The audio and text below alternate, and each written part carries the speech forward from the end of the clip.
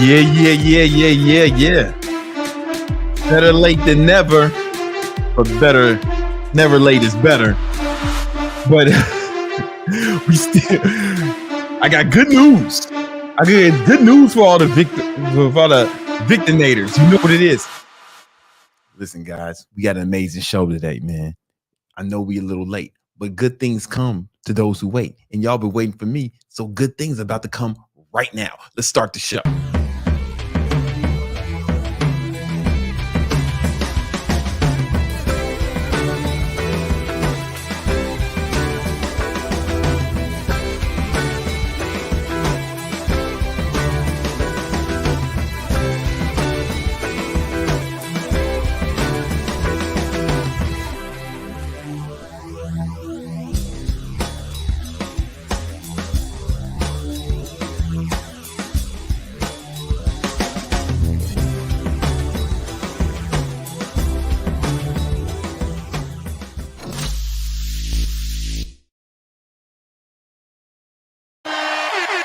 AKA your boy Brandon Carter, AKA King Keto, Gymnasium Jesus, you know, or Keto Suave if you nasty, you know what it is. And I'm joined by the big homie, by the homie Nima.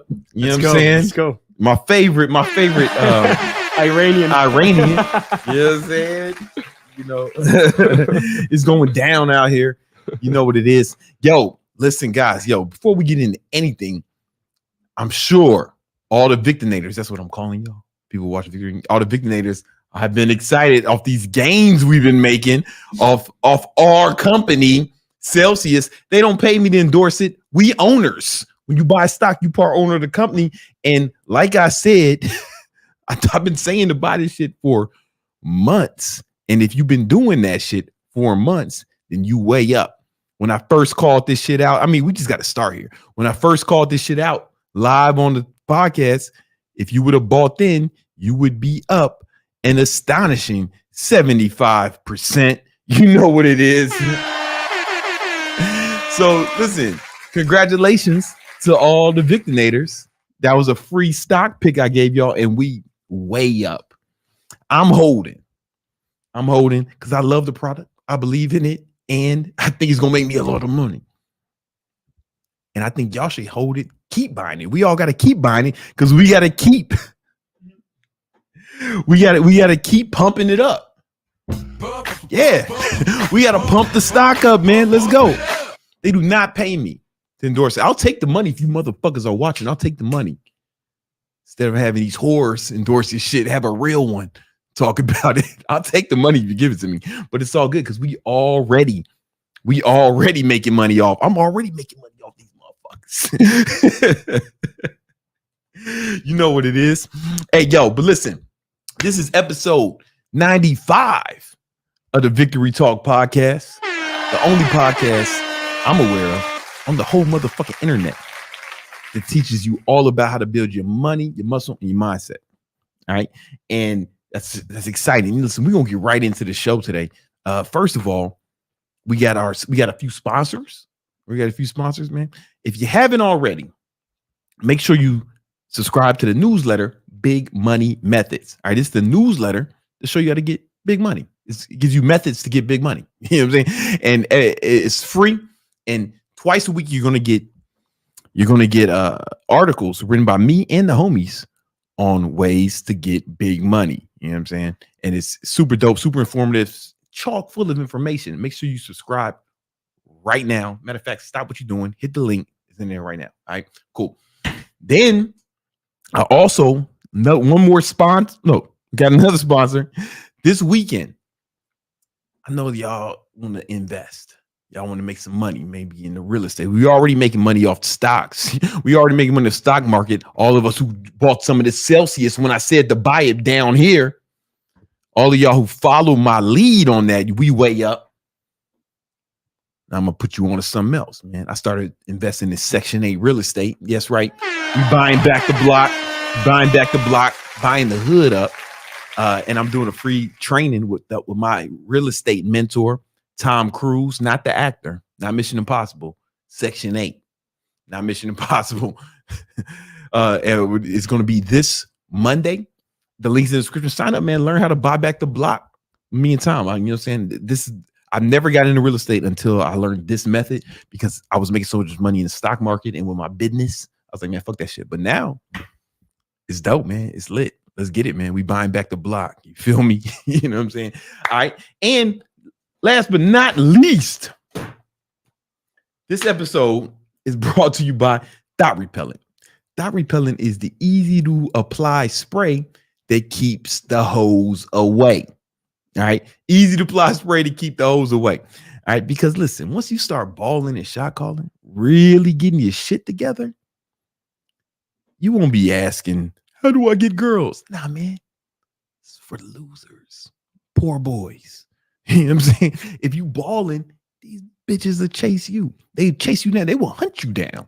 Bad bitches. But here's the thing. They want to extract the wealth from you. You know what I'm saying? So you're going to need to repel the thoughts. And that's why we put together this product. It's been scientifically engineered not to affect good women, right? Good women, you know, wholesome women, kind of chicks who you would want raising your family, kind of chicks you would want kissing your children, kind of chicks who will shut up and cook something.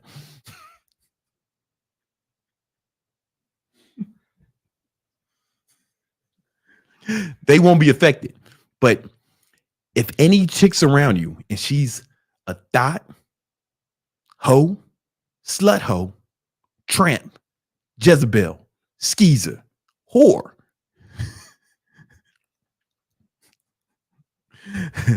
she will once the aroma's in her presence, she'll have it will affect her DNA specifically, and she will start going into convulsions. You know what I'm saying? And it will keep you can spray this on you when you go outside. You can spray it around a perimeter around your home. That's what I do. Right. You know what I'm saying? So they can't even get here. They can't even get to me. You know what I'm saying? And it's super important because once you start balling, you're going to need that shit. So this is really coming out. All right. This is really coming out. This is not a joke. This is coming out. This is just a prototype. We will have this in development early Q2, the second quarter of this year. It's not far away. If we get enough support from the Victinators, we need your help, guys. Every super chat, 100% of those proceeds go to research and development for Thot Repellent, right? We're crowdfunding this shit. You know what I'm saying? Because I got mine. I got enough. But we need to bring this to the masses because, listen, guys, I'm going to be honest with you. Here's the thing. Every day in America, a baller falls victim to some thot. Yeah. You see these NBA players getting hoes pregnant all the time. You know, they didn't mean to do that shit. It just the thoughts that they didn't have Thot Repellent. Had they had Thot Repellent, man, if we all had Thot Repellent, we'd all have great women who you know weren't trying to take advantage of us, who really loved us and would shut the fuck up and get shut the fuck up, cook something, and suck dick on command. I think that's what we all want. I think that's the dream. That's why we're doing this shit. If we didn't have that goal, I don't know about y'all, but I wouldn't even wake up in the morning. I wouldn't even wake up if there wasn't the possibility of accomplishing that one day. All I do, everything I built has been in service of that goal. And this will help you weed through the skeezers, hoes, sluts. You know what I'm saying? It happens automatically, man. But we need your help. All your super chats go towards research and development for it. So make sure, and also I'll answer your questions. All right, I'll answer your questions. You know, everybody wins. Everybody wins. And you're gonna need this. You're gonna need this once you join the Victory Unit Discord. That is the Discord community that accompanies the Victory Talk podcast. In that Discord, you know, I'm in there giving out advice. I got free courses in there. It's a conglomerate of like-minded individuals all trying to build their money, muscle, and mindset. I go live in there all the time. I was live in there a week ago, just asking their questions, helping out the victinators, just for the victinators. You feel me? Yeah, man. Greg's right. Greg's right. If we can, now the problem is you start walking around Miami with this or Washington Heights with this, you know what I'm saying? It'd be like a weapon of mass destruction. If I do it, you start spraying this shit in Washington Heights, it'd be just a weapon of mass destruction, man. But you might need it, man, depending on where you at, where you from, man. All right. But you're going to definitely need it if you join the Discord, because we got free courses in there. One of them is called the Baller Mindset course. Free course. Best course ever. Best free course. I can say this with integrity. Best free course ever on building the mindset necessary to acquire massive amounts of wealth. It's 100% free. That's in the Discord too. All right. Hey, let's get into the show. I think we should get into the show. Wait a minute. First of all, one of the heroes has already contributed to Thot Repellent. I think we need to acknowledge this brother immediately. Absolutely. One of the heroes. Let me put it up. Okay, so Dylan is saying, I'm burning an average of 2,100 calories every day. What's the minimum amount of calories I should be consuming to not feel sluggish? Like say 900? I'd have to have more information, Dylan. I would have to know how much you weigh. Yeah, 900 sounds super low, bro. It sounds super low. Maybe if you're like a fucking teenage girl, that's how much you should weigh, man. You should do. But you're an adult man, so you probably need more calories than that. I'm gonna be honest with you. A good rule of thumb. I'm gonna be honest. 1 pound of protein per pound of body fat, right? 1 pound of protein per pound of body weight to maintain muscle. 1 gram of protein. I'm so excited about all this victory, man. I'm tripping over my words. 1 gram of protein per pound of body weight to help you retain as much muscle as possible.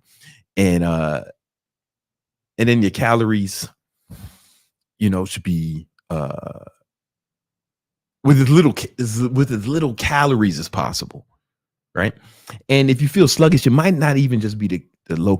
But that's too many low calories, right? I would need to, honestly, I would need to know how much you weigh and what's your goal weight. A good rule of thumb is take your goal weight in pounds, multiply that by 12.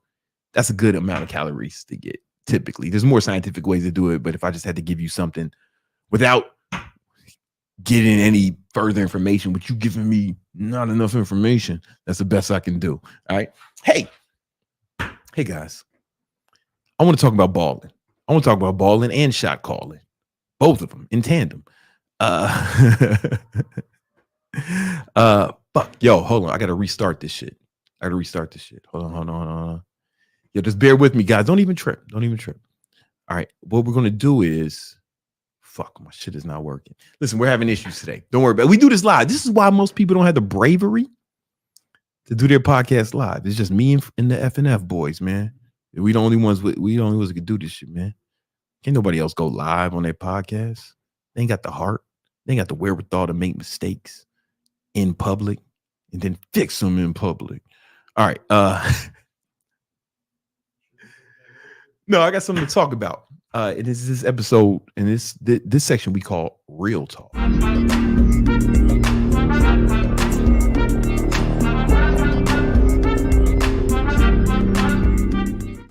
All right. Real talk. Okay, so check it out. In this video, I want to give you the keys to moving beyond your 9-to-5 job. Okay, I know a lot of you guys have 9-to-5s and you're looking to escape that. You're looking to escape the rat race and start working for yourself and move into something more entrepreneurial. And I want to give you the roadmap, game plan, strategy, so you can do it more methodically without fucking your whole shit up. I hear a lot of really bad advice on this topic, and I want you to avoid the pitfalls that some of these other motherfuckers are going to lead you down when you move on this path. You may be thinking, hey man, why should I listen to this motherfucker? He got on a tank top, right? Well, listen, over the last few years, I've built several multi-8-figure businesses, but more importantly than that, I've helped over 15,000 students build their businesses, but 100% with online fitness businesses, right? But we're not going to talk about that. I'm not going to try to sell you anything. I want to expand this to any kind of business you want to start. These are the rules that you need to follow. All right. Hey, if you fuck this up, you're going to be trapped in that 9-to-5 job indefinitely. All right. And I don't want to see that happen to you. I want to see you excel and excel in your entrepreneurial endeavors if that is your goal. Right now, but here's the thing, that's not for everyone. So I'm assuming if you're watching this video, that's for you, and it's something that you really want to do, because it's not as easy as everyone thinks. In fact, it's not even as cool as everyone tells you it is.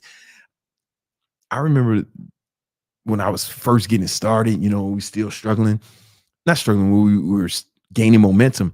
I used to fantasize about quitting this shit, about quitting it all and just going selling used cars, man, walking into a Nissan dealership, trying to get a job selling cars or something. I used to fantasize it, because when you have a fucking job, when you have a job, you can just leave when the fucking clock strikes 5. You only have to work from 9 to 5. You have a business, you think about that shit around the clock. And then, God forbid, you start having employees. Now you got responsibilities, man. That shit weighs on you if you're a good person, because I think about my behavior and my actions dictate if my employees' kids eat, right? That's a lot of responsibility to have over your head, right? And not even just my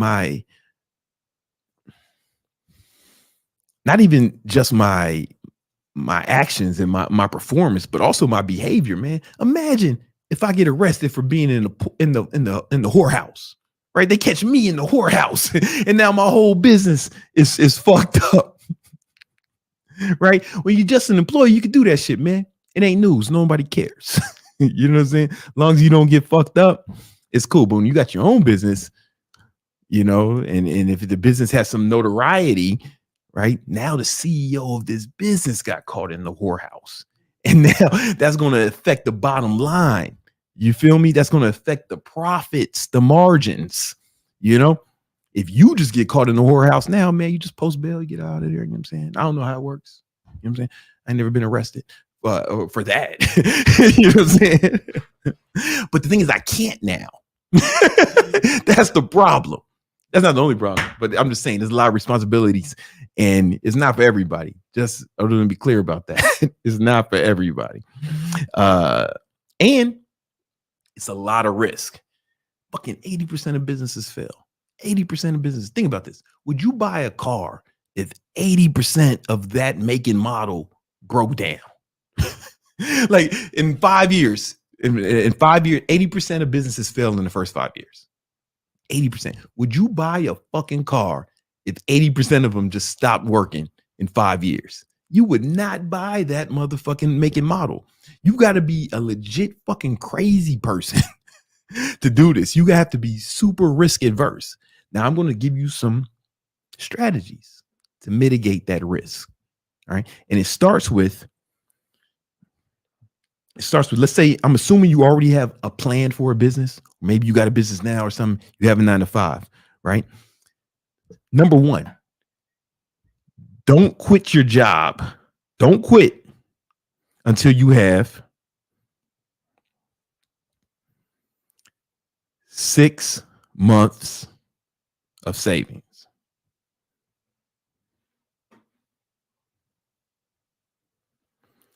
What does that mean?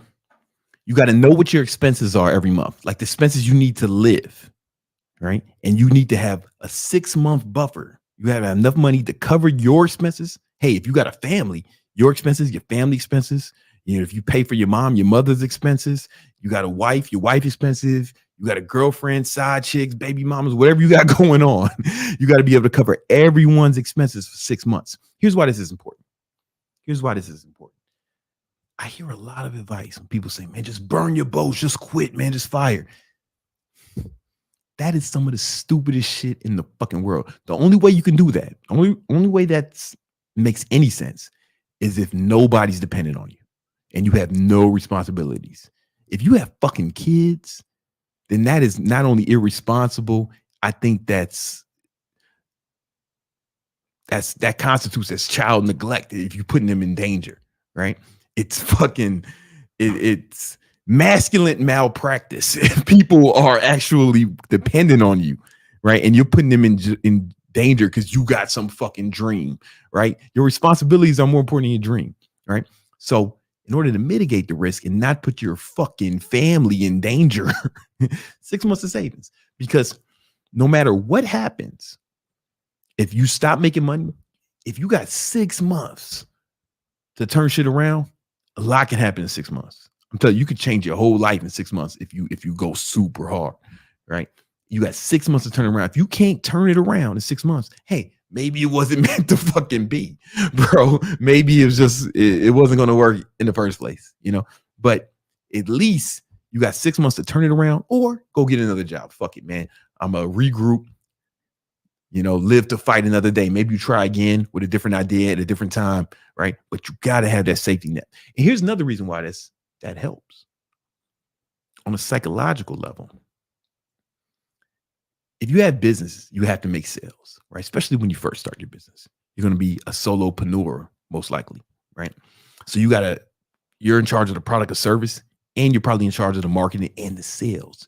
If you're doing sales and you're fucking needy, like you need the money, it actually repels sales, right? That neediness is repulsive.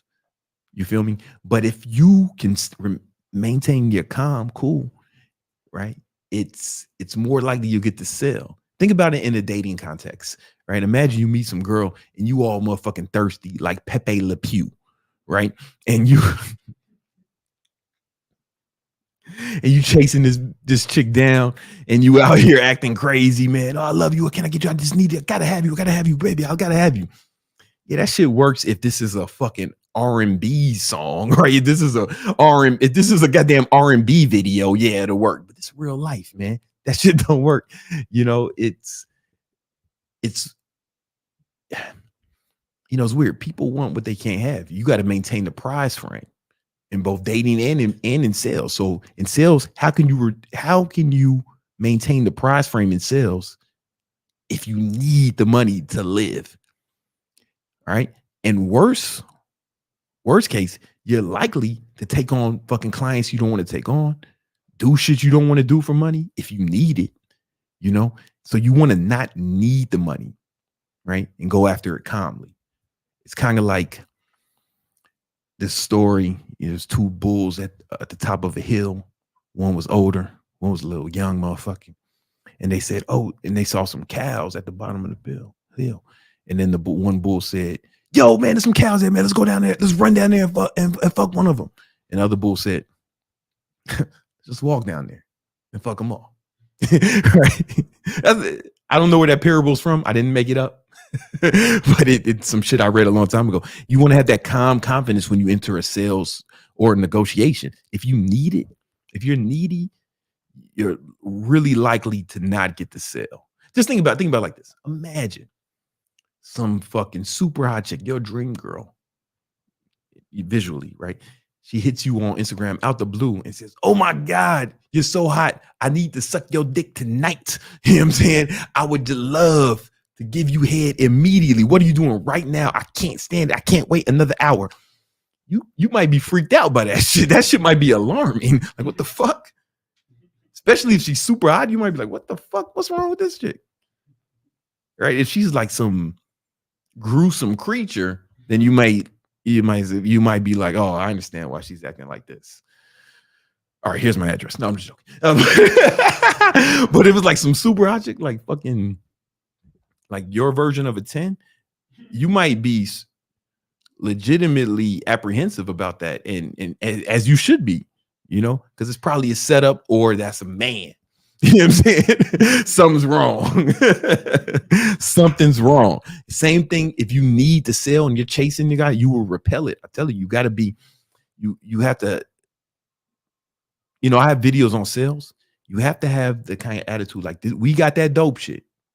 And if you want to fuck with this, here's what it takes, right? And you want to, the sale where they come to you, you know what I'm saying? And you're actually screening them more than they're screening you. But you can't have that if you need the money. And if you don't have the savings when you start, then you need the money. It won't work. All right. And then, but you still can't quit your job unless you have the second thing. Your job needs to be making 2x. I mean, your business needs to be making 2x your 9 to 5. I know, twice as much, right? Why? That may sound excessive, but here's the thing. We want to mitigate the chances of you fucking your life up.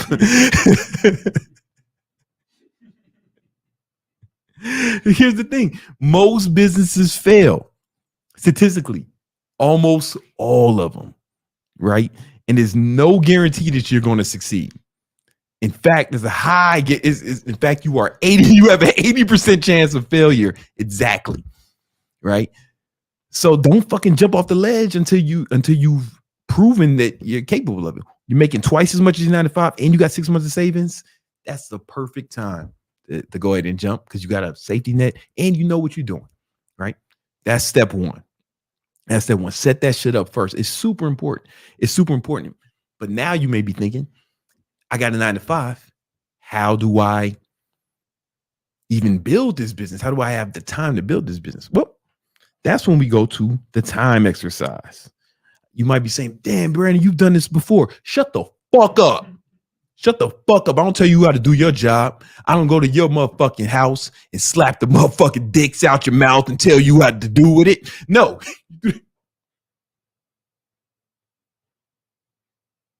I don't tell you to do your job, man. I'm not slapping Cheetos out your motherfucking mouth, kicking the PlayStation around. You know what I'm saying? Turning off your OnlyFans subscriptions, right? Shut the fuck up and listen. All I want to hear from you motherfuckers is please and thank you.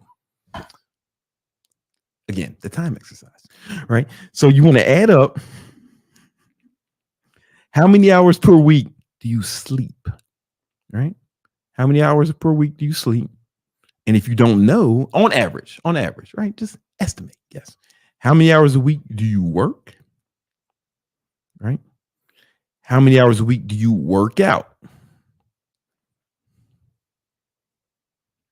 If you don't work out, hey, fuck you. That either means you're a bitch, a woman, or a child, but you're not a man. I wouldn't identify you as a man. If you don't work out, I want to catch you peeing standing up. You pee sitting down from now on. All right. And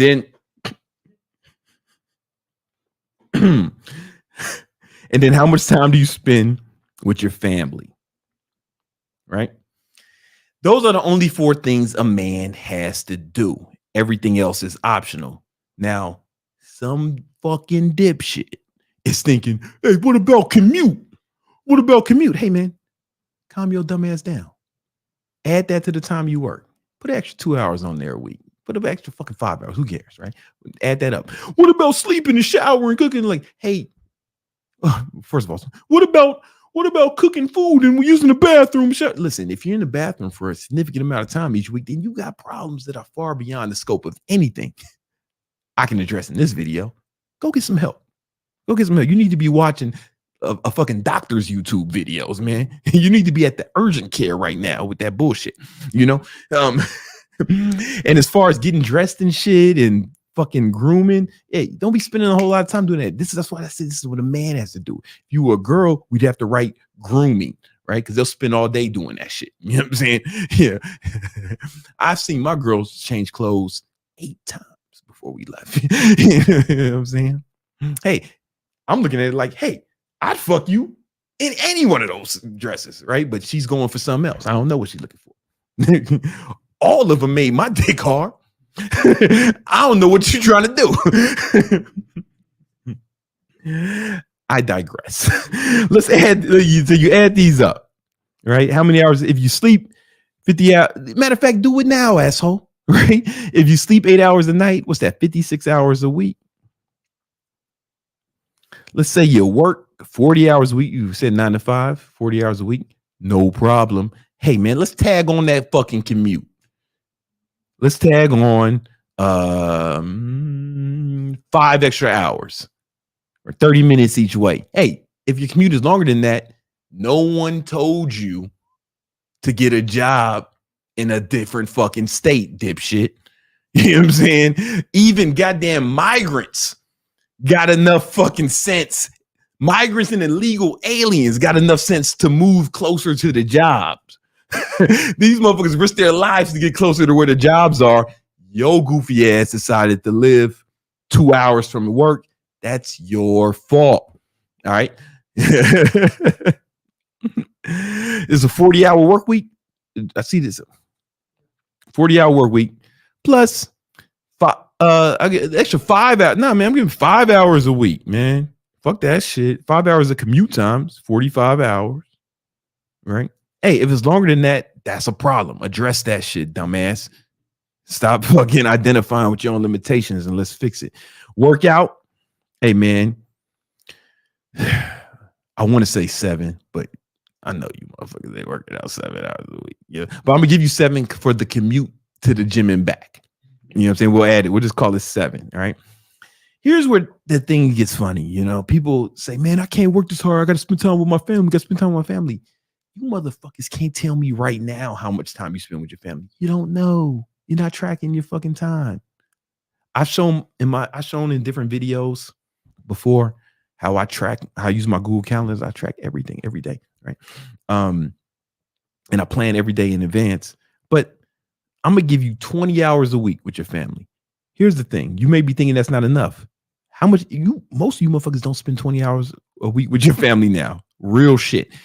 You can't spend, your kids don't have more than that to spend with you, right? Oh, my kids. What about my kids? They don't have more than 24 hours to spend with you each week, dipshit. Right? Guess why? Because kids, especially young kids, they have to sleep like 10 hours a night. Then they have school, after school programs, motherfucking homework, their own friends. They don't want to be with your goof. If they had more than 20 hours a week to spend with your goofy ass, they wouldn't want to. There is a point of diminishing returns when it comes to spending time with kids. You can spend too much time with your kids when they want to do fucking kid shit.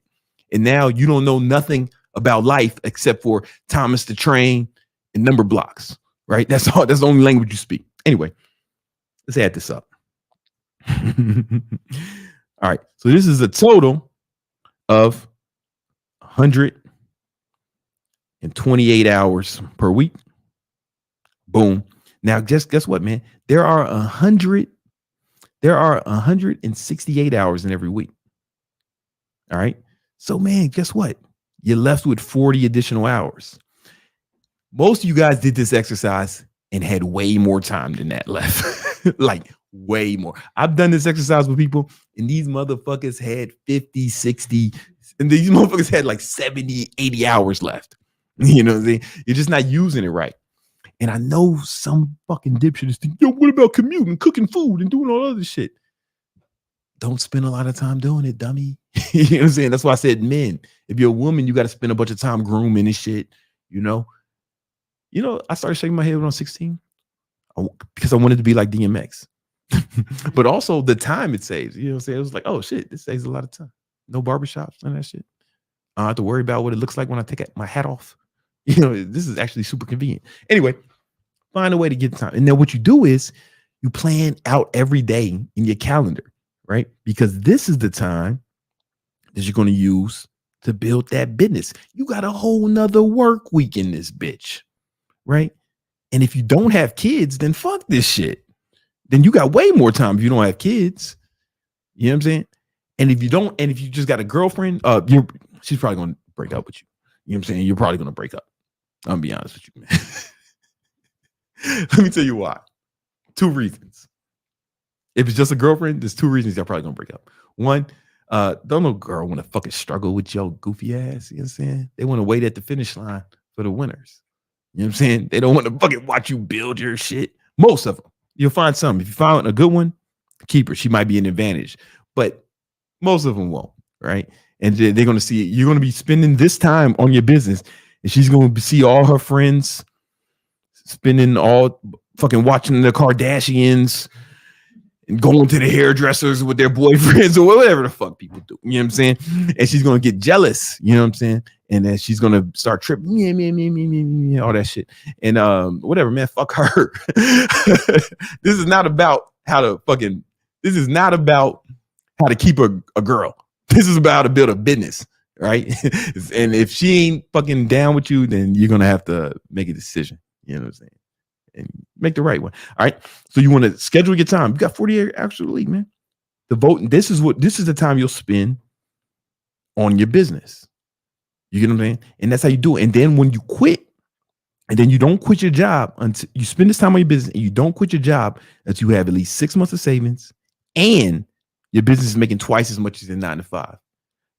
Why twice as much? Because you're not fucking starting a business to take a pay cut, right? You're taking all this extra risk and stress to take a pay cut. If it ain't making more money, then fuck that shit. You know what I'm saying? Don't quit until it's lucrative enough. I swear, if you follow these rules, you will not lose. Right. And I have more videos about how to get more of your time and how to actually manage this 40 hours. Right. There's a video that's going to pop up around somewhere you can check out right now on how you can manage that time better and get more out of life. And it's super important because Bruce Lee said, if you love life, don't waste time, because time is what life is made of. If you're not planning out every day in advance in your calendar, you are wasting a significant amount of time, which means you are wasting a significant amount of your life, squandering your potential and your goals. Don't let that happen. Watch that video now, man. Stop wasting time like a bitch. All right. Hey, listen, guys. There's been a lot of victory this week, man. I'm super excited. Stock market's at an all-time high. But even if it wasn't, we'd still be making money. Because we got my mentor, my trading mentor, the former hedge fund manager, Romulus, right now to talk to the victims. Let's get into it.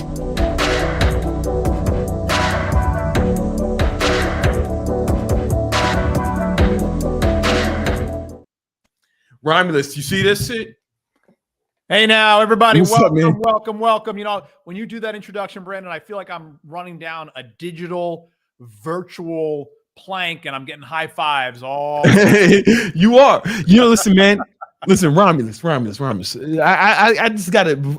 I know you got a lot to say, but I just want to say, I remember you when I was talking about Celsius. Yeah. You said, "Hey, man, soon as it goes to the 100 to the 200-day moving average, that's when you buy." You said that like around right here, and I was like, "All right, guys, we're gonna wait." Boom. Then it hit. You're doing it, and then we all went for it, obviously. And you see, you said it right here on the Victory Talk. If you did that, you're up 75%. There we go. You know what I'm saying? It doesn't get no better than that. No, and now it's cool that Celsius is being picked up by all the momentum trend following traders out there. Yeah, so it's going to have a life of its own and really start to do some cooking. So yeah, man, all-time highs. Yeah, Victinators are we're way. The whole Victory Unit squad is way up, and I just want to thank you, Romulus. Because I called it out at first, but you said, "Hey, I like it, but wait till you get to the 100-day moving average." So that's what we did. And that was what we got in, man. And just let's all give Romulus a round of applause for guiding us through this trade. Come on, more of those high fives. Yeah, man. Come on, listen, man. I can't thank you enough because I had and I really every time I had a scary amount of money in this stock. Romulus, I'm gonna be honest with you. Look, I used to work like you, Brandon. I don't come from money. Mm-hmm. I don't have some type of a silver spoon, or I don't even have a silver nail in my background, in my history, in my beginnings, in my start. Yeah, I was working from when I was 10 years old. Back where I'm from this little state in the Northeast called New Jersey. And back there, you had to get an official working paper before you could go get a real job. But that didn't stop me from going out when I was 10 years old and in the fall, rake leaves, summer, shovel snow, summer or winter, shovel snow, summertime, go mow lawns and wash cars. And I was doing that at 10 years old. And just kept going and building this work ethic that helped me get to really where I am today. And in a minute ago, you're talking about, okay, well, I started shaving my head because it saved some time. And that was a big part of it. Yeah. These little things that really do add up. And one of the things is plan your day. You can do it, like maybe you do it every day at noon for your next 24 hours. You just want to plan your next 24 hours. And I have a point here that relates directly to the stock market and making money out there for sure. And I do it at night. So I sit down, a little before bed, and I'll write stuff down. Okay, the next 24 hours is going to be, this, and this. Yeah, plan tomorrow today. Always ready for the pinball action of life, which can throw you kind of off course, which, that's how it goes. And that's how I do that. So you may have heard of a guy. You know what, Brand? Let me do a screen sharing situation. Yeah. Whoa. That's not what I want. Hold on a minute here. Whoa. Yeah. Whoa. Well, hey now. Back. Screen. All right. Here we are. All right. Hey. Okay. You see it? All right, cool. So this is there's that little beverage, the Celsius guy. And yeah, man. Look at we've it. Been talking about the stock for it's been months, and we said, look, every time it comes down here, we had all through here, we talked about buying it, and then it came when it came up here, we said, wait. We said, wait. Then it comes down. We said, buy it again. Buy it. Yep. And then there it is. So come on, if you're not in, don't chase it up here. It's too late. You have to wait for some kind of a pullback. And as if it pulls back, man, it might just blow past you, homie. You know what I'm saying? Last week, it's been picked up on the day trading momentum chat rooms all over the world. So when that happens, you can't chase these things. They tend to kind of take on a weird life of their own, and you got to let it go. But there's always other plays out there. And speaking of other plays, Brandon, tomorrow, which is Wednesday, and that's great because we're doing another Traders Town Hall at 4:15 in the Victory Unit Discord. Victory Unit Discord. Make sure you join, man. That's right. That's a free opportunity to hang out with Legatus, Greg, and myself. These are two people that we have been partnered up with the Victory Unit and Sir Brandon for a while now, about 15 months, and it is kicking ass, and we're very grateful. Anyway, that's tomorrow. So we're talking about time. We're talking about dedicating that time to the greater good of making your empire. And you guys may have heard of a company called Apple. All right. The co-founder of this company, Steve Jobs. Everybody remember him walking around in that black turtleneck and jeans, and that's it. Yeah. I mean, the guy obviously could have afforded to buy Versace. Oh, I don't mean Versace suits. I mean the company. Yeah. He could have afforded to buy Polo. And again, I don't mean a Polo suit. I mean the entire corporation. Yeah. And that's just with his lunch money.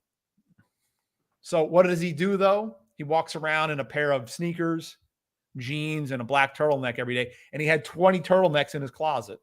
And he had 20 pair of jeans in his dresser so that he wouldn't have to think about what he was going to wear that given day. Yeah. Because that was taking up his time that was rather dedicated, at least by his standards, to something more productive and something more interesting.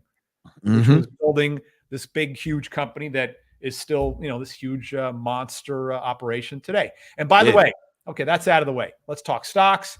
Wouldn't buy this stock. Matter of fact, tomorrow, you see that gold line right here, the one that's got a little more of a wave than the red line, that will cross. Well, maybe it'll happen Thursday. It could happen on Thursday. Don't hold me to it. Hard to figure out the math exactly.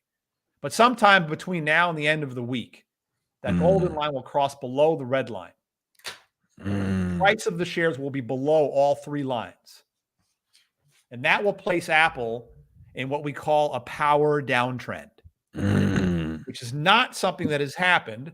So let's go look here and really zoom. All right. So again, the gold those lines are moving averages for those of y'all who don't know. Yeah, these lines move every day as price moves around. That's why they're called, wait for it, moving averages. And if you're a little unfamiliar with that term, maybe you just thought I said something to you that sounded completely foreign and out of your wheelhouse. Come tomorrow, Traders Town Hall, and these things will start to make a little more sense to you. However, Brandon, you know what I'm talking about, and a lot of people do. I know exactly what you're talking about. We haven't been in a power downtrend in Apple stock. Let's see here. Since all the way back in 2022, December of 22, so 15 months ago. And last time that was in a power downtrend. It's been a long time. Okay. Yeah. It's been a long time. Matter of fact, if I move the stock chart around a little bit, and I'm not going to do that now, but if I move it around a little bit, there's an even more insidious situation that's possibly developing over the next 2 to 3 months in this massive company. And so we want to keep a close eye on this. Why? Because it's currently lost its mantle as the most valuable corporation on earth to Microsoft, and they have traded places many times over the past 30 plus years in terms of being the most valuable.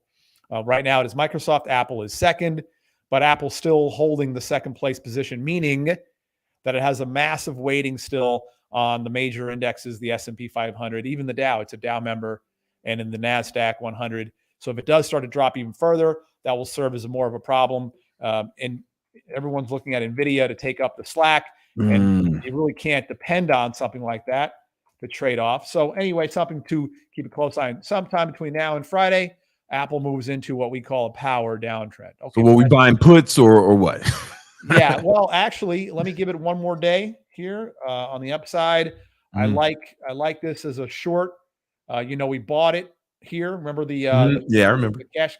As a matter of fact, that was just a couple of days ago. You and I were talking about this. Yeah, and we said, look, this is a good stock to buy those cash or sell those cash secured puts. Yeah, it probably wasn't going to go to 165 by the end of the week, so we sold those. I believe you did as well. And that made money because it expired. They expired worthless, and that money just sat in your pocket. Yeah, no mess. That was easy money. Yeah. Oh, that was an easy. Yeah, that was an easy money kind of a trade. So fantastic on that front. And now we go the other way with it because it's been rallying here. Volume pulls back. Institutions are not interested in chasing this. They're really just interested in a couple of things, and NVIDIA being one of them, Bitcoin being another. Apparently, you only need to own two things right now to make any money permanently for the next 50 years of life, and that's own NVIDIA and Bitcoin. And every time you get into that kind of a position, you got to be scratching your head thinking, "Oh shit, see how this ends." And it ain't pretty, but it can go on for a while, and you got to find ways to make money despite that. And that's what we do in the Legion. We don't really care what the market's doing. I'm out of NVIDIA. I got it signed, my calls, but I didn't mind. I got it signed like super high, man. I made so much money. Look, you made great money on that trade. And by the way, when he's saying a sign, I realize again that there might be some or perhaps many of you that aren't really familiar with what he's talking about. Come tomorrow, Traders Town Hall. It's free. Join the Discord. If you're in the Discord, then a link will go out. Just click on it, 4:15 p.m. Eastern time.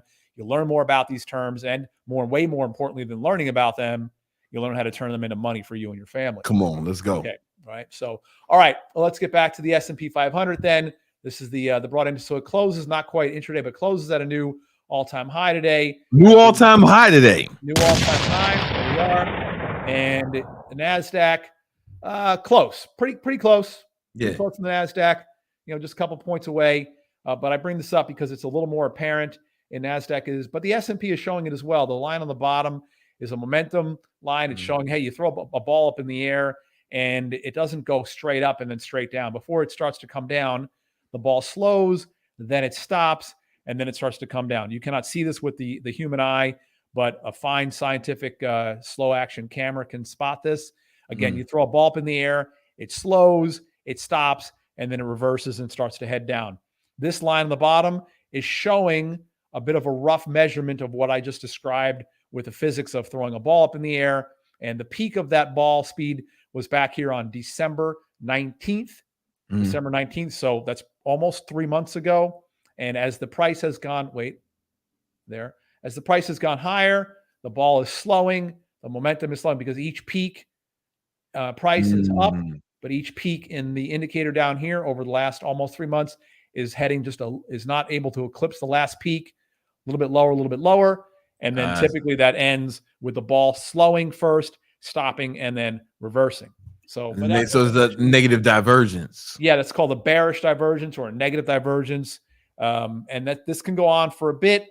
Volume is starting to turn a little more negative, but not dramatically so. And even with all that, as you read in the daily reports every day, the uptrend remains intact, which means there are other opportunities for us to make money on the upside without taking any kind of this type of upside risk, because the risk of just buying a bunch of S&P 500 or a bunch of NVIDIA right now is kind of ridiculous, actually. Like it's loaded with risk right now. You would be chasing it right now. Yeah. Doesn't mean the market's going to pull back tomorrow. Doesn't mean that when it does pull back, it's going to evolve into a real nasty affair. But over the last, almost 30 years of doing this, I've learned not to mess with these kind of situations and to respect the risk that is definitely built into the system right about now. And looking at all the other indexes, major and minor, we see pretty much similar situations across the board. So we have, again, we talked about Bitcoin, and trust me when I tell you this, you can't just own NVIDIA and Bitcoin and take that to your retirement. Okay. That's just not the way it works. When everybody starts to load up on one thing and get on one side of the trade, it typically doesn't end up where everybody makes money. I mean, you can look throughout history. You can look at the tulip mania. You can look at the South Sea bubble. You look at the Florida land craze. Look at the internet bubble. Look at the real estate craze. Look at cryptocurrencies from 3 and 4 years ago. You can look at all that. I mean, you can look. Yeah, if you're not in right now, then now's not the time to get in some of these trades. Yeah, now's not the time to just jump in these trades and hope for the best. And that's all it is. You're just kind of hoping out there for the best. So there's a situation coming up in Bitcoin within the next 3 to 5 weeks. It's hard to nail it down exactly. I probably can show you the thing over here. You guys have probably seen this, but this is when they estimate that the halving will take place sometime April. Now, it could be as early as April 1st, and it could be as late as May 1st. It's just an estimate. There's no way to know for exact certainty because you don't know who's going to come out and mine more or less. If you don't know what any of that stuff means, again, you can come to our Traders Town Hall tomorrow, and you can learn more about that. But let's just call it a month, just for the sake of fun, okay? This is going to create, over the next 5 to 6 weeks, a massive, massive trading opportunity. And that's all I'm going to say about it for now. This is one of those trades where, okay, let me show you this one. This was a couple of weeks. You see this big fat red candle here? That was a life-changing trade for many of our Centurions. Yeah. 4,000% return in only 4 hours. Yeah, okay? I remember that. This one here, just a couple of days ago, that was about 1,000% in 4 hours. NVIDIA, the big red candle, about 1,000% in 4 hours. These are life-changing trades, and they're taking place in a day. Thousands and thousands. Are you people listening to me? We ought to see, Brandon, no less than 2,000 people on our Traders Town. Yeah, no. Listen, man, or they're just gonna miss out. You're saying if you're really serious about changing your life for the positive, get your ass in that chair tomorrow. Yeah. Okay, come through, because there's an opportunity coming in Bitcoin, and we can show you this trade over the next few weeks. That will be life-changing. Okay, and all my Centurions and everybody in the Victory unit that are with us in the Legion, they're going to know about this trade. I'm excited, man. And you should too. All right, so gold also finally got off its ass. Yeah. It's consolidating here. I got this yellow line. I've been showing this for months. It finally breaks out. So the Legion had this trade. We bought it through a basket. This is the basket that we own. Brent, I think you own this one as well and have had it for a bit. And it's been a nice solid breakout. It was due for a pullback after running up so much. So that is interesting because gold has not been in favor for a while, despite the fact that it's the oldest really unit of value, measure of value that is still consistent, known demand. I mean, we started trading bales of hay for sheep and cattle before we started trading gold, but we don't do that anymore. But we still use gold as a unit and a store of value, and this is the longest running, most consistent store of value in human history. But despite that, it hasn't been running. It hits a new high here a few months ago, moving sideways, and it finally breaks out and really put on a nice run over here. And again, the people in the Victory unit, we've had that one for quite a while, and that was an excellent little trading situation, and continues to be a possible upside potential for the next several months for our folks. All right, and then I've been focusing on this oil. See, we've been talking about this potential breakout. It's still jacking around with it. It's not been fulfilling its upside potential because there's a target that's much higher than what you see over here these last week and a half or so of upward prices. And then when it starts to get hit, it doesn't really fall either. So you saw how tight this range is back. It's here. Really consolidating right there. And now this range is kind of getting even tighter than this one. I'm going to stick with it. I do own oil. I own some oil. What ETF are you using to buy oil again? All right, so I'm a 2-to-1 ETF on this one. It's called UCO. This is my ETF that I own for this one. And for the last couple of weeks, every week I sell some covered calls on it to just, bring in a little cash as I'm waiting for oil to break. And I also, because I'm using ones that expire in only a few days, if oil starts to break down, then I have the opportunity to take a small loss and, no big deal, move on with my life.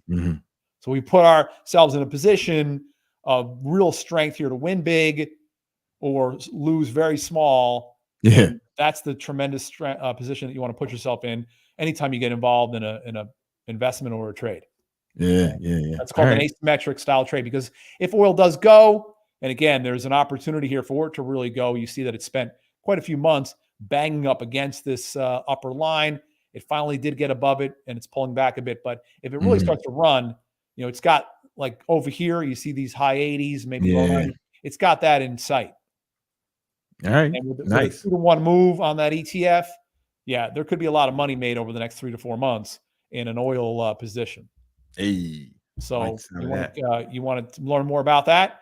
Again, come to the Traders Town Hall tomorrow. We'd love an opportunity to share with you what we have planned, and then you'll have a chance to ask Greg and I any questions, or any of the other folks in there too, because we always have a couple of the people that have been in the Legion for a while that join us at the Traders Town Hall, and they're always there to answer questions and serve as let's call it the witnesses, testimony of what really is going on in Legion, and they will be able to tell you flat out that it's some real dope, everybody.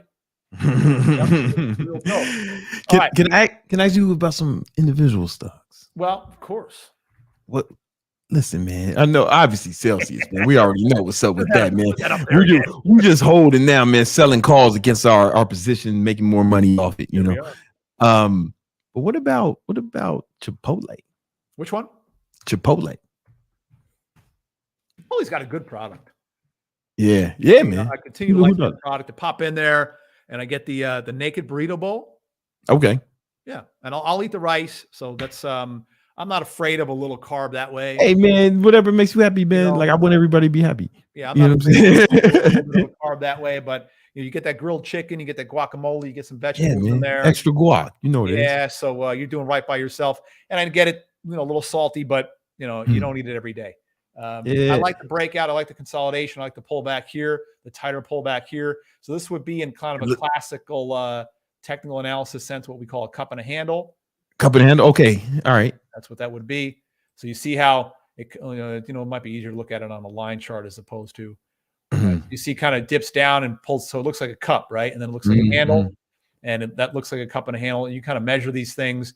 So from here down to here, and then you double it up, and stock could be going higher. If this is the breakout here, I prefer to see a volume. Doesn't have to be quite like a post-earnings volume, but at least bigger than the blue line. Yeah, that's a little. With the S&P kind of holding, and even with the temporary pullbacks in the S&P, this is what I mean about looking to be able to take advantage of the upside of the market without just putting money into NVIDIA, Bitcoin, or the S&P blind and getting robbed if they do pull back over coming weeks. Yeah. Listen, man, I like this one, man. I like this one. Yeah. It's expensive.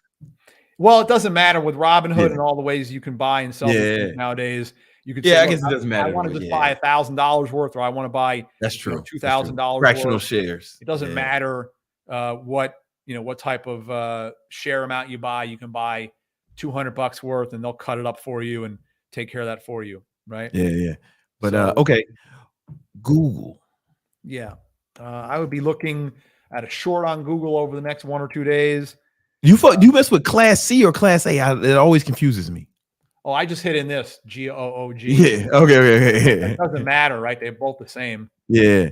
So you're looking to short Google. Yeah. I'd be looking to short this into this rally here. This low volume, this lower volume rally. Give it another day or two of upside, and then you can pull a short on that one for a trade. It would just be a trade. Okay, for a trade. All right. Trade. So all right. There's another one I had on my radar was hold on, if I can find it. Oh, what do you think about Netflix right now? Oops. All right. I got in it a while ago via that what's that other ETF that does that, the thing that does the income thing, you know what I'm talking about? Oh, NFLY, I think it is. Yeah, I got in it on with that, so I'm up. Yeah. I own in that the Yield Max. I own this one. Yield Max, yeah. I own MSFO, and I own TSLY. I own Tesla, Microsoft, and Meta Yield Max derivatives in my IRA account. And I like those because they chug along, and I'm just leaving them for 20 years. I'm really, Oh, in your IRA, yeah. So just long term, I'm just letting the dividends reinvest. They pay those monster dividends. I mean, it brings the value of the stock down by whatever the dividend is, of course. Yeah. But I just reinvested, and the next month I get that much more dividend because I've got more shares. I'm just letting it. And 20 years from now, when I'm looking for the income, then these things will just help pay the income. So yeah. What do you think about Netflix though? Like this on its own? Okay, let's go back to Netflix. I'd rather see a little more consolidation either pull back. It's up. It's there's no value in the breakaway anymore. It's like if you ain't in it, you missed it. This is late stage. Yeah, this is late stage. So I'd like to see it kind of come in a little bit here. Maybe even fill that gap down here. I'm not chasing that one. All right. Here's an interesting one. CrowdStrike. That popped last week and then pulled right back. So this is interesting because it didn't run away. Yeah. And now it's kind of given that consolidation over here. The 50-day, the gold line. Okay. Yeah, that's your Celsius 200-day average entry. Okay. That would be a lower risk. Just give yourself a little more higher probability. And by the way, so if you're listening out there and some of the stocks that we said, hey, this one looks good. This one looks like a place to enter, like that Chipotle, maybe in the near term. But maybe a CrowdStrike or some of these others, you got to wait for better entries and they go up. Let's say CrowdStrike goes up tomorrow. Oh, the Romulus and Brandon, they talked about getting in here in the stock. They said to wait and it went up. Look, it's all about odds and probabilities. Yeah. If you're going to sit there and say that we're stupid, then number one, I'm stupid by the tune of many more figures over your bank account. So great. I'm dumb. Awesome. Another thing is you take that risk with your money. I'm not going to take it with my money. Yeah. We just want, if we don't get the setup we're looking for, that's cool. It just runs away from us. That's all right. We put our money to work somewhere else. Always another trade. There's always another investment. Although with the S&P at new all-time highs and valuations stretched to not quite all-time record highs, but pretty close. I mean, they're pretty close to all-time record highs in terms of valuation. I wouldn't be looking to just dump a bunch of money in the markets today and then 20 years from now expect to make it, except for some of those high dividend paying situations that I can reinvest those dividends. And I've got a couple of really slick and high performing dividend payers. Plus, I sell covered calls on them. We talked about this one many times. One of them is this guy. This guy is really performing well. I mean, you look at that chart, you think, what do you mean? The dividend on this is huge. Okay. Yeah. The covered calls I can sell every week is incredible on these. This is a great company for that kind of a thing. The insiders have been buying the hell out of this one for quite some time. It's a heavily shorted stock. And every time it pulls back, the Legion goes in there, buys it, and it's cha-ching, which is money. All right. Well, thank you, Romulus, man. We appreciate it. Guys. Hey, I'm so thrilled. I know we went long tonight. Apologize. It's okay, man. That was me. I had questions. No, fantastic. Come tomorrow, everybody. Discord, 4:15 Eastern time. Traders Town Hall. Legatus Greg, and I'm quite sure that the Traders Town Hall has the full blessing of the Brandon. So come on, man. Thank you, Romulus. Appreciate it. I think there's a super chat or two. Again, guys, all your super chats go towards research and development for Thot repellent. I think we have another hero who's contributed. Yep, number of heroes. King Keto Carter. Yeah, you need that Thot repellent, bro. Yeah, man. Hey, listen, man, we got you, bro. Listen, you've helped the cause. Look for this early Q2, man. You know what I'm saying? All right, we got the perfect shot filming saying thanks for the roadmap today. Hey, niches women 35 to 30, 50, 45. What's the best content to make for engagement to sell them my high ticket training program? So he actually joined high ticket training. Shout out to him. I was talking to him today when I train my clients. He wants to get into online training, and that's dope. 35 to 45 best content. Well, so the difficulty of having a niche that's not related to you. The difficulty is you're going to need people. You're going to need examples, right? So for example, we've seen success with women we've seen success with guys who want to train women, but we've never seen success with women who want to train men, right? So, but you can do it. It's just, there is a level of difficulty that adds to that when your niche is women and people who aren't you. So you're gonna have to use them as examples. So let me pull up the homie Booty King. The big homie Booty King. So obviously his niche is for women who want to build bigger butts. So all his content is about how to help women get bigger butts. That's all his content. And he makes a lot of money. But he has to have other people in his videos, right? Almost all his videos feature someone else. You get what I'm saying? So you're gonna have to, that's the difficulty you have when your niche is someone that's not you, or someone that can't relate to you exactly. You have to have other people there that can relate to. So you're gonna have to get testimonials from women. You can't use your own testimonial, and it just adds a degree of complexity when it works. That's why I typically advise against having a niche that's the opposite gender of you. I mean, but it just because it makes it more difficult, right? But if you're willing to take on that challenge, I guess you can. I mean, there's money to be made there. It's just I didn't do it for a reason.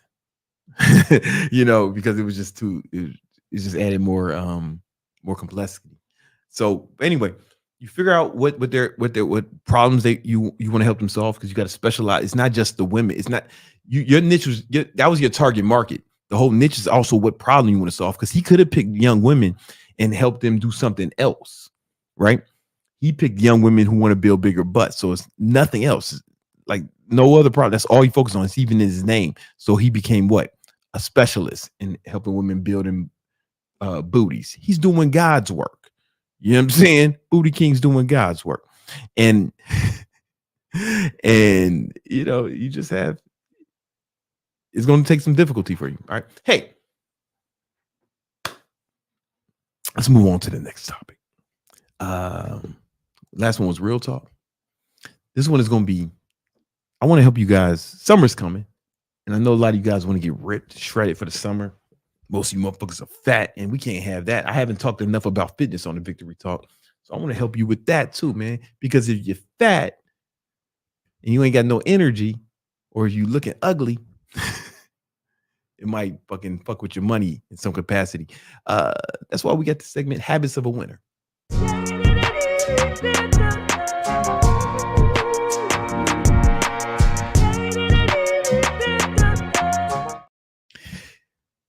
In this video, I want to show you exactly how you can get shredded and get a six-pack by summer. Now, obviously, if you are an obese whale type motherfucker, it might take you longer than by the summer. But if you are 10, even 20 pounds overweight, by this summer, you can get ripped, right? If you're the average person, see, the average American is 17 pounds overweight. So this is for the average American. If you're super big, then it's going to take you longer. But everything I say will be applicable to your weight loss journey. And the beauty of being super fat is that you lose weight actually faster. And it's more difficult to get lean if you're already relatively lean, right?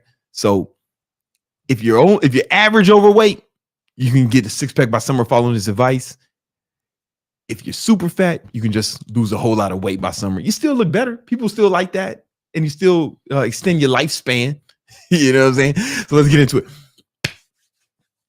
All the advice you have ever heard about burning fat, losing weight, every fucking diet, keto, carnivore, Atkins, the fucking six-pack shortcuts, Keno Body, all the fucking P90X, Insanity, Pause, everything you've heard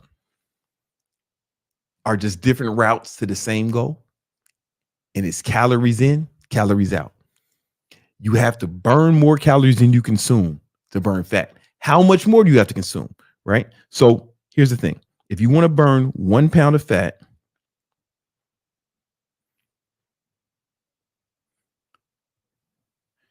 you have to burn 3,500 calories, right? 3,500 calories is 1 pound of fat, right? Beauty of it is just math, right?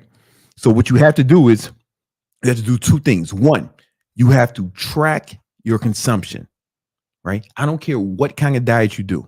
Now we're going to have some tips that some cheat codes in this video later on that will help expedite your fat loss, right? But the number one thing is you got to burn more calories you consume, and you have to track it. Even if you're doing keto, if you're doing carnivore, all this other shit, it doesn't fucking matter.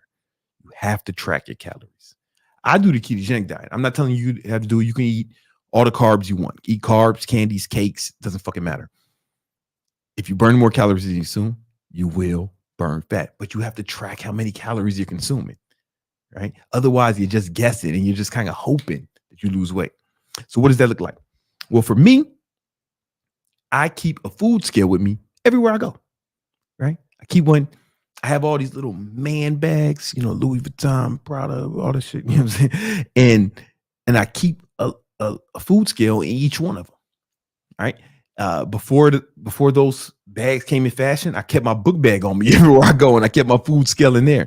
And I break this shit out at restaurants. I break this shit out literally everywhere I go. Fucking nice restaurants, the best restaurants in Miami. I be at Poppy Steak, Komodo, you know what I'm saying? Breaking that shit out, and I don't give a fuck, right? You may be embarrassed. That's because you a bitch. I don't give a fuck about what other people think about me. I don't even think about what other people think about me. It's none of my business, right? I think about my goals. So I track everything I eat, right? And I input that in MyFitnessPal.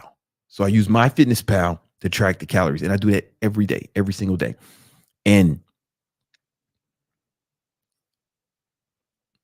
But I also track how many calories I burn. See, I don't see enough influencers telling you to do this, and I really think you should. You should track how many calories you burn with some sort of fitness tracker, right? We had to guess back in the 90s when I first started training. Now you don't have to guess. You can get an Apple Watch, Fitbit, Garmin, Whoop, or what I use, my preferred method is the Oura Ring. But there's even other rings out now. Samsung has a ring, track the calories you burn. This does it automatically for you, right? And then the beauty of it is it's just math. Let me show you what I mean. Hold on for a second. Let me erase this one. Hold on. Is there a way to do this fast, Nima? Nah, I just. What? All right, they'll just wait. That's what's going to happen. So just give me a second. Fuck, I'm doing something. Hold shift. Oh, that ain't working. What you mean, man? They just gotta wait, Nima. Hold shift, arrow down. Oh, okay. Guys, just hold on. Nemo's right, man. That's why we have him on stat. That's why he gets paid the big bucks. All right. So you can track this shit. You can set up something in Notion or Google Sheets or something. And check this out. So you can set up something like this. And let's say day one, calories consumed. Let's say you burn 5,000 calories. I'm sorry. You consume 3,000 calories. Cool. All right. Boom. And then let's say you want to remember 3,500 calories is 1 pound of fat, right? So if we're in a 500 calorie deficit every day, stands to reason, we'll burn 1 pound of fat a week. And it's super simple, right? So now I just have to if this is my goal, if this is how much I want to eat per day, then what I need to do is I need to burn 500 calories more each day. Cool. Do that day one. Same thing day two. This is somebody who's like on point.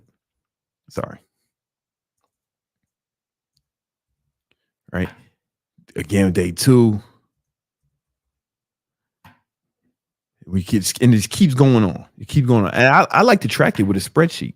Just look, your Fitbit will tell you, your Apple Watch will tell you, whatever device you prefer. whatever your preferred tracking method, you want to make sure you're actually tracking how much you fucking burn. And these fucking influencers, they say, hey, burn more calories you consume, but they never tell you to track how much you burn. If you do that, it's just math. It's just math. Now you may be thinking, hey, those aren't 100% accurate. Nothing's 100% accurate, but we want to do nothing is 100% accurate, dipshit, right?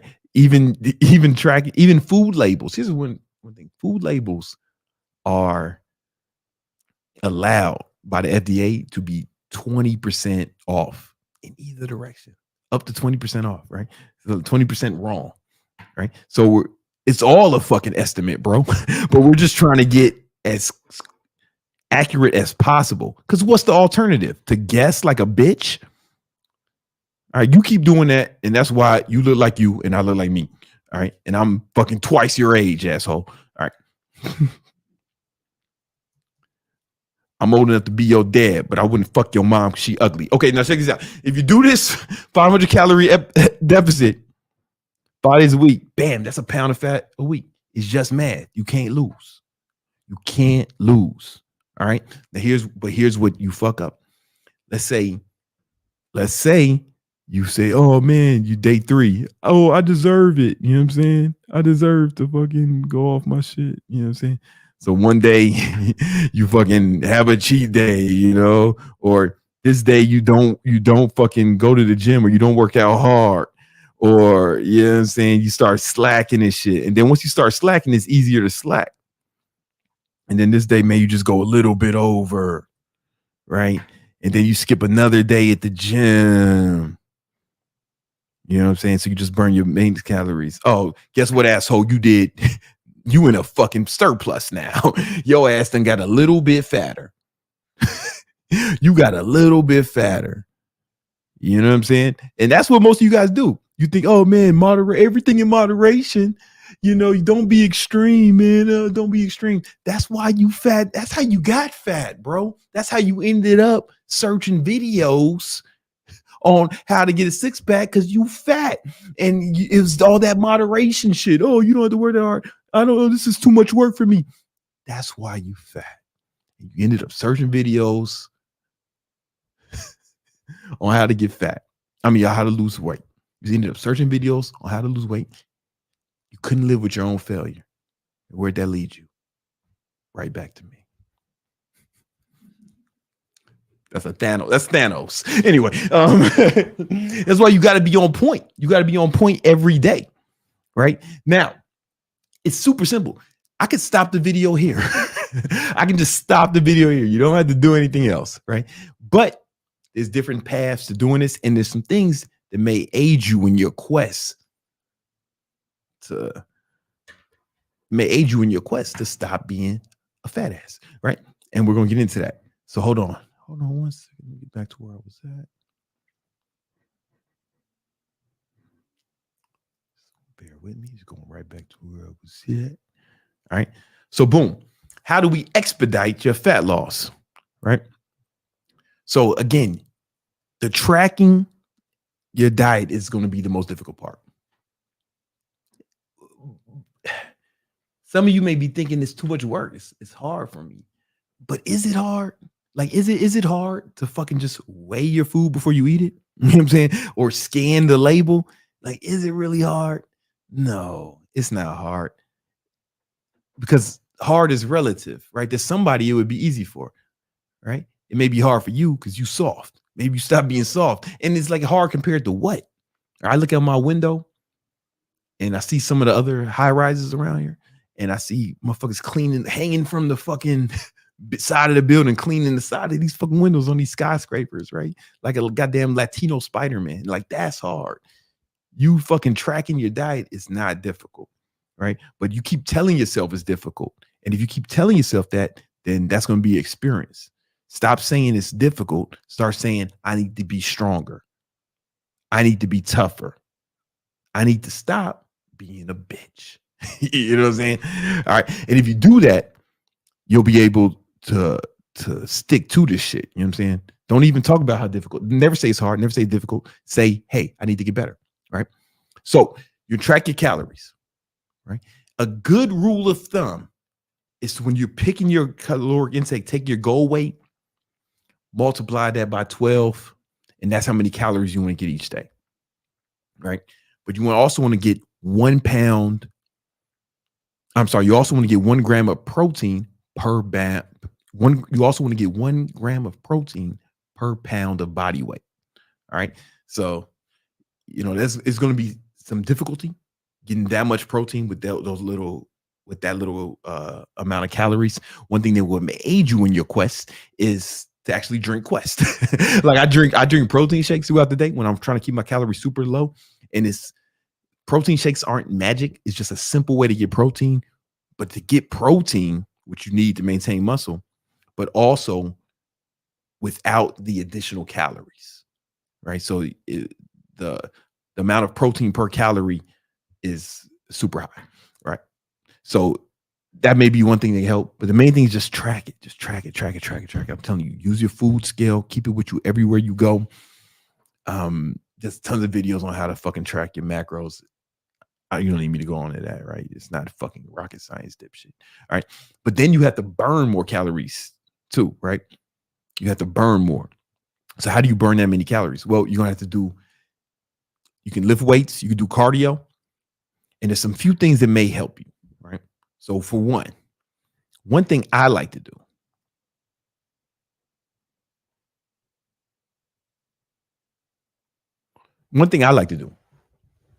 is just walk more. Like walking is super underrated cardio. It's low intensity. You can do it every day and just walk as much as possible. Just walk, 10,000 steps, whatever it is. But 10,000 steps doesn't mean you'll burn the amount of calories. So you need some sort of fitness tracker to track the amount of calories you're burning. Your phone will track your steps automatically without you even trying. But you need to track the fucking calories. I'm telling you, man. Right? So your steps, you can get steps in, and just go for like walks, walk with your kids, walk your dog, walk your girlfriend, whatever you need to do to get more steps in each day so you can burn more calories. Cheat code is if you have an iPad or a Nintendo Switch, right? Get on the exercise bike and play Nintendo Switch or just play video games. If you got an exercise bike in your crib, you fuck up your fucking PlayStation, whatever. It makes the time go by so much faster. And this is why you're what's usually boring and arduous cardio is usually boring and arduous, right? But when you mix it with something fun, then you get the dopamine spike and you end up doing it for a longer duration than you may have anticipated. I'll get on the motherfucking Smash Bros. I break out salmons, which is my main, I main with salmons. And salmons. I'm throwing motherfuckers off. I'm throwing haters off the stage. I'm shooting them from across the motherfucking stage, throwing motherfuckers around and shit. And I meant to maybe only do cardio for 30 minutes. I end up, man, I'm on that motherfucker for an hour. Or I get my iPad. And I play Call of Duty Mobile, right? And I'm on that bitch. I'm fucking dropping nukes on the haters, man. And I only meant to be on there for an hour, for 30 minutes, 40 minutes, but I ended up being an hour, sometimes 90 minutes. And it's cool because I'm actually accomplishing my goals, right? That's a cheat code. If you really want to step it up, you can go on Amazon and get yourself a desk bike. I don't have to show it now. You guys can do that in post. A desk bike. I have 2 in my crib, a desk bike or dike. And I get on the dike first thing in the morning and I start planning my day, but I'm paddling the whole time. I used to do the treadmill desk. I don't like it as much anymore because it's fucking dangerous. I've busted my shit more times than I'm willing to admit on that treadmill desk. And it's like you can't concentrate on cognitively demanding tasks when you're on that shit because you kind of got to concentrate. On the dike, you're stationary. You're not in any danger. There's no way you're going to fall. And you can, if you need to stop pedaling for a second, you just stop pedaling. You can't stop that. You can't do that on a treadmill. You stop, you're going to bust your shit. Right? So the dike is cheat code. I'm getting rid of all my treadmill desks. Fuck that shit. We ain't doing that no more. We riding that. So I'm on that shit. I'm on the dike all day. All day. Nima see me on meetings on the dike. Training. Getting it in. You know what I'm saying? And sometimes I don't even have to do dedicated cardio because I've been on the dike all day working. I've been riding the dike all day. And it's like I don't even need to do any specific cardio because I burned enough calories today. I'm good money. You know what I'm saying?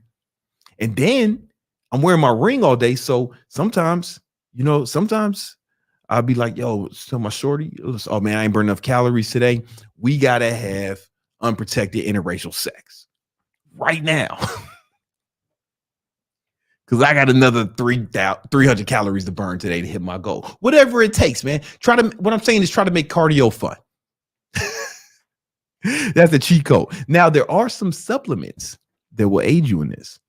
Again, I saved this for this part specifically because if you're not burning more calories you consume, I don't care how many supplements you eat. I don't care if you take steroids.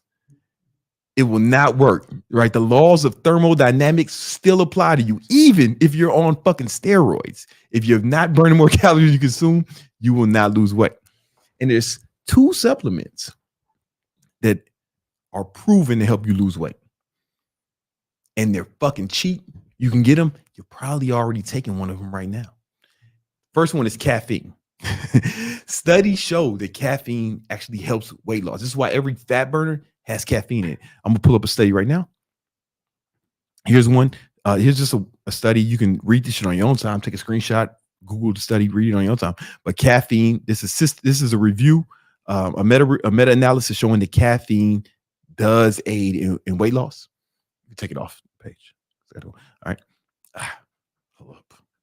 Come on. Oh, okay. Here we go. All right. Here's another one that's super important. Right. So, you can show the screen. I gotta accept the cookies. All right. Caffeine increases maximal fat oxidation during exercise. Right. And that basically it goes into proving that. It asks the question in this article. This study goes into proving it. What does that mean? Fat loss is a 2-part process. It's lipolysis and oxidation. Right. Lipolysis is when the fat cell gets broken down into fatty acids. Right. And oxidation is when the fat cell is used for. I just saw something funny. Oxidation is when the fat cell is when those fatty acids. Oxidation is when those fat cells are used for energy. Right. Because that's what fat is. Right. Fat. The reason human beings store fat is because majority of human history, there was more feast and famine. You get what I'm saying? Like there would be long stretches of time where human beings could not, get food to eat or maybe not enough food to eat. But when they did get food, they would get a lot. Like me and the homies, we cavemen, we go out, kill a buffalo with sticks and stones. Imagine how fucking hard that is, right? And then we eat this motherfucker. We're going to eat the whole shit. Like right there. It might be too much for us to eat. We're going to eat the whole thing.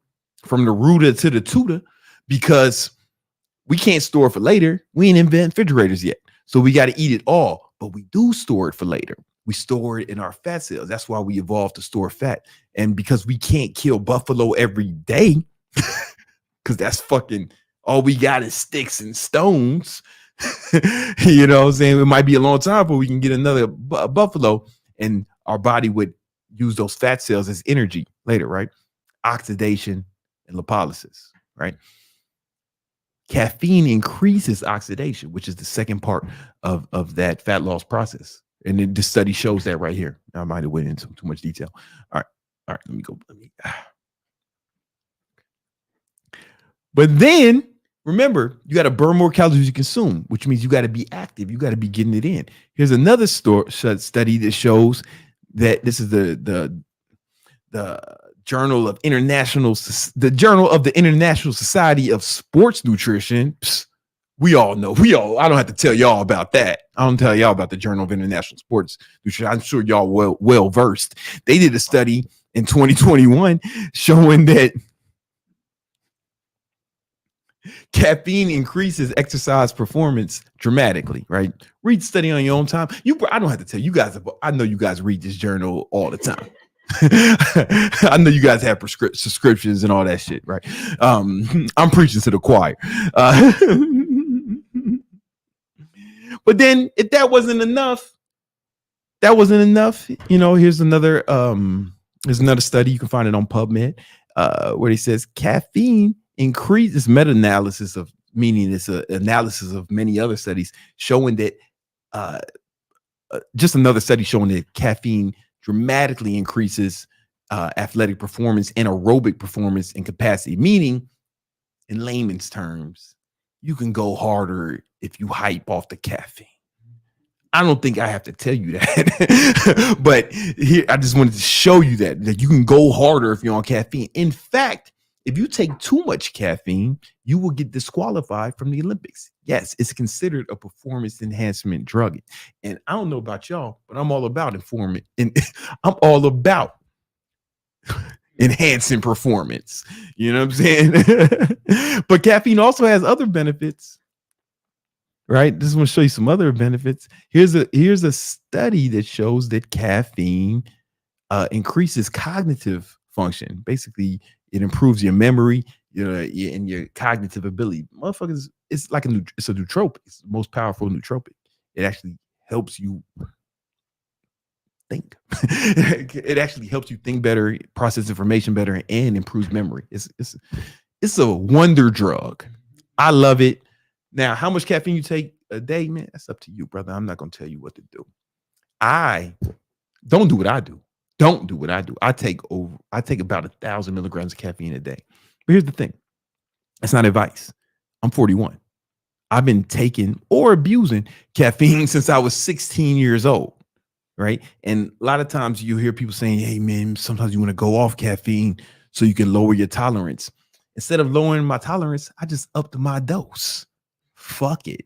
Shit serves me well. That's not advice. I'm just telling you what I did. I just got to tell you the truth. You know what I'm saying?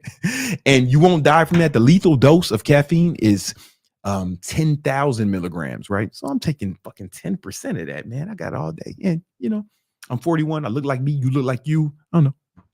Make your own decisions. There's another drug. Now, this one is a little more controversial.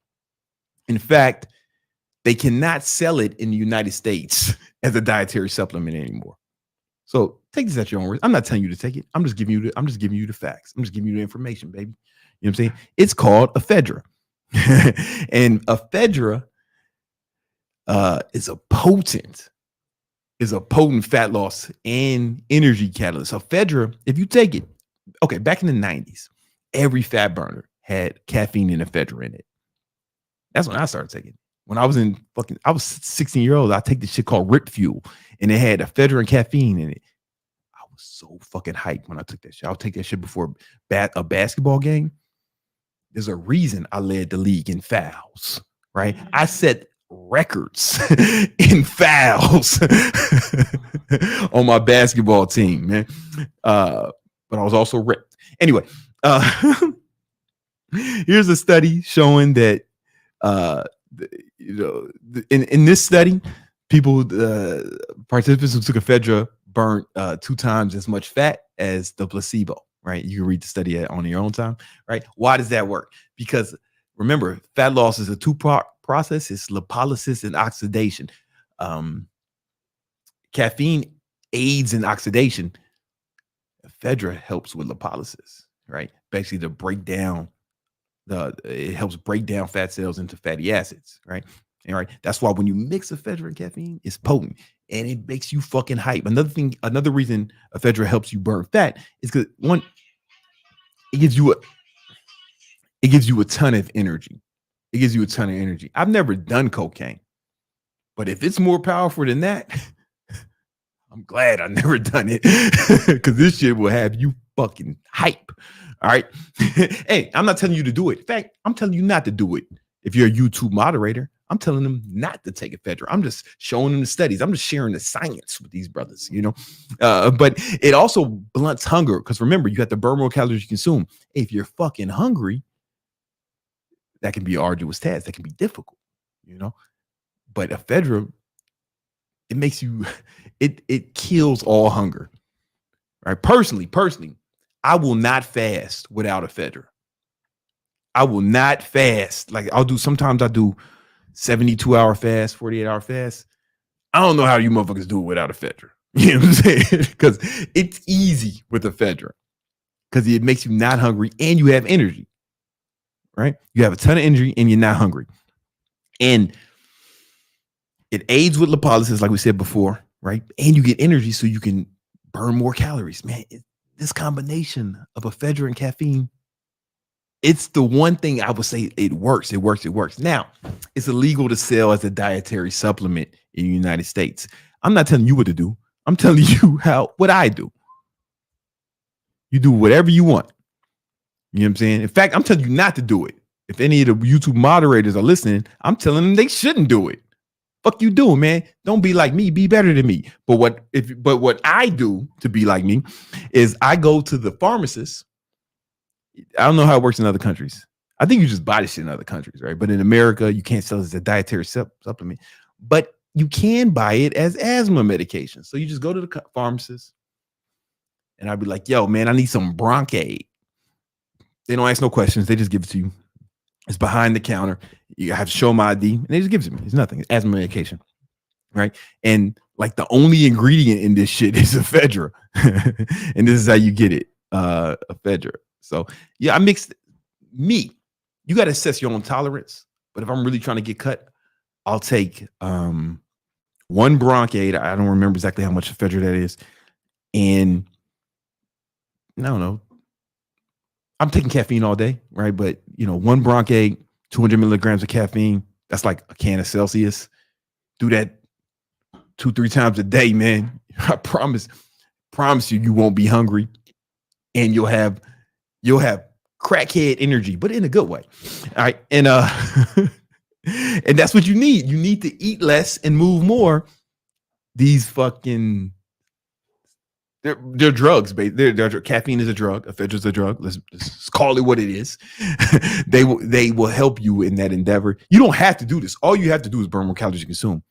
I'm just giving you a little bit of the cheat codes, man. Just giving you the cheat codes. It's not illegal if you play in these fucking sports, NCAA, or if you're an NFL player watching this shit, you might want to check with your shit, but you should be good. All right. And then I'm gonna give you one more cheat code. Now, this is the one where I know that I'm going to get a lot of pushback, but I just want to be clear about this. Right?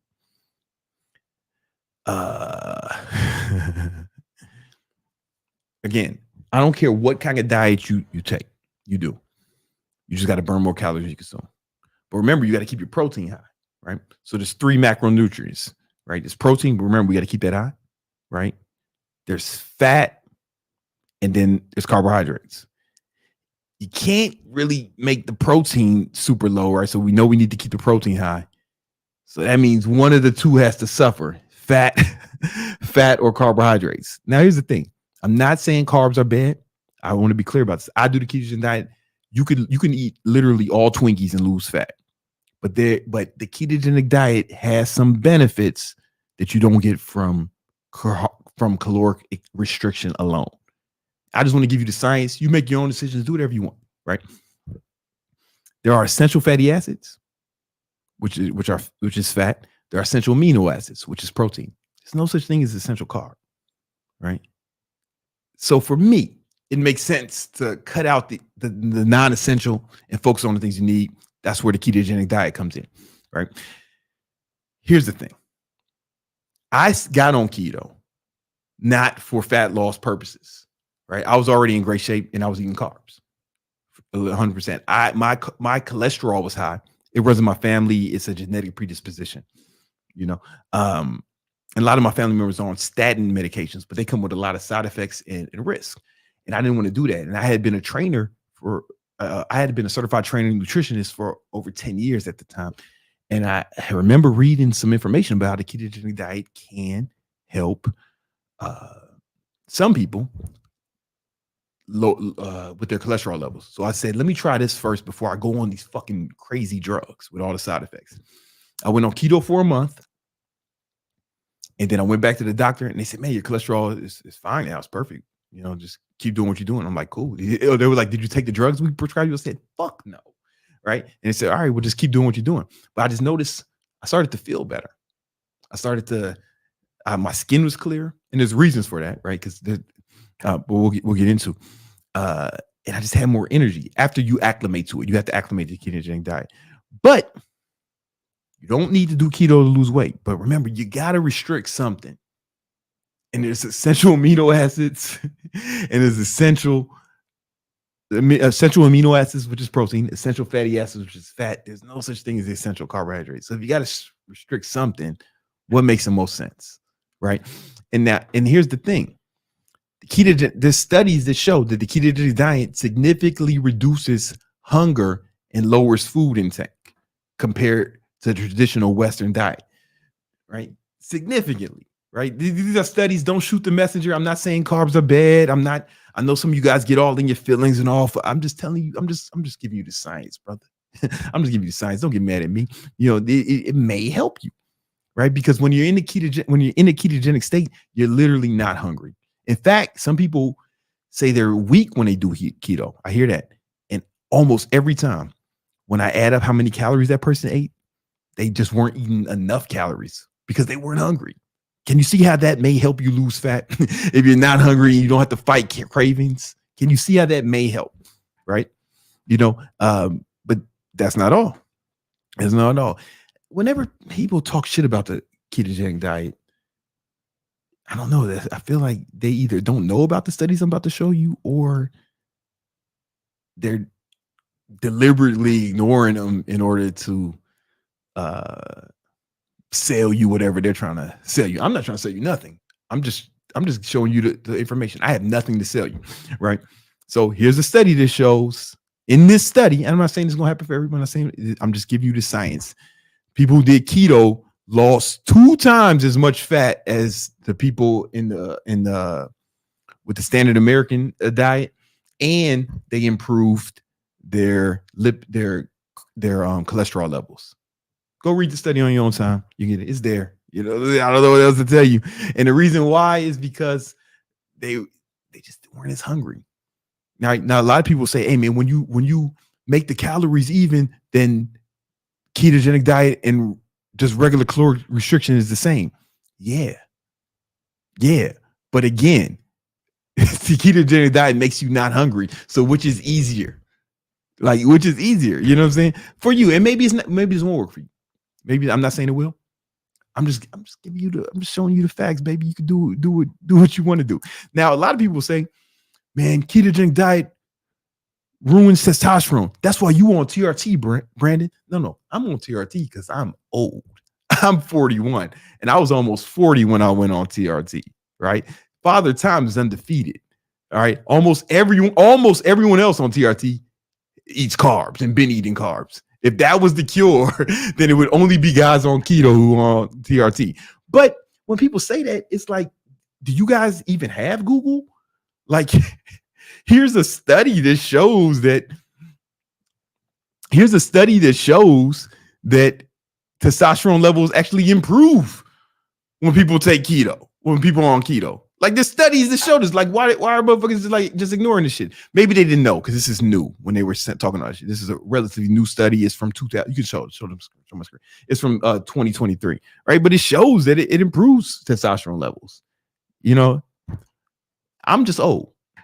I'm just old. It doesn't matter how many carbs I eat. In fact, I tried going on carbs again before I went on TRT. I was willing to try it. I was willing to totally abandon this shit, if it was going to help me, but it didn't. Right. Right. And it's safe to do a long period of time. Right. Here's a study that shows that, you do the ketogenic diet is safe for long term. You know what I'm saying? In fact, ketogenic diet was invented by doctors in 1920. Right. It's over 100 years old, man. Ain't no fad.